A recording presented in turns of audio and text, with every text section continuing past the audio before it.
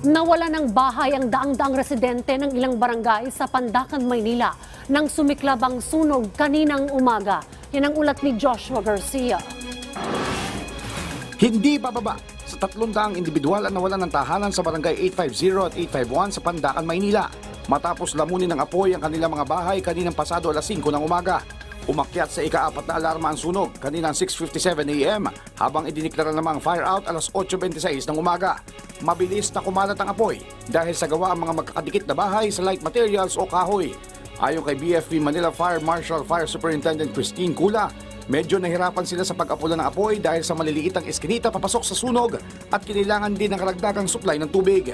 Sisikip ng kalsada papasok, hindi tayo makapagpasok ng fire truck eh. Kaya dito ang nangyari, relay tayo, water relay. Yung mga nasa labas, papasok ng tubig, alis. Ganun yung naging measure natin. Sa paunang investigasyon, aabot sa mahigit 2 milyong piso ang iniwang pinsala sa mga istruktura, maliban pa sa mga ari-arian ng mga nasunugan. Wala naman naiulat na nasawi o nasaktan sa insidente. Habang bukod sa inisyal na investigasyon na faulty wiring, ay inaalam pa ng otoridad ang tunay na sanhi ng sunog. Maliwanag na nung nangyari, so hindi natutulog yung mga tao, gising na sila eh. Kaya mabilis silang nakaalis, so wala tayong major injuries. Nanawagan naman ng tulong ang karamihan sa mga residente na walang naisalba sa sunog, kundi ang kanilang mga suot na damit at pamilya. Ang gamit, pwede yung ipundar yan eh. Pero yung tao, mahirap po yun. Marami po, kung tulong at tulong, talagang marami po. Dahil unang-una, itong damit ko, wala talaga eh. Paglabas ko po ng bahay, 3 bahay na po kagad ang nasusunog.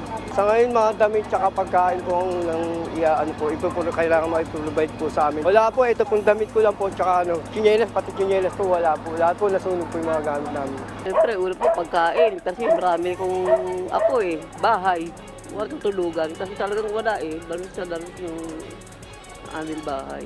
Samantala, kasalukuyan namang inaayos ng LGU ang tutuluyan ng mga nasunugan na ngayon pansamantalang nananatili sa bangketa ng West Zamora Street sa bagong Barangay Elementary School at Pamana Function Area para gawing evacuation center upang mapaabutan agad ng kinakailangan tulong. Josh Garcia, para sa Bayan.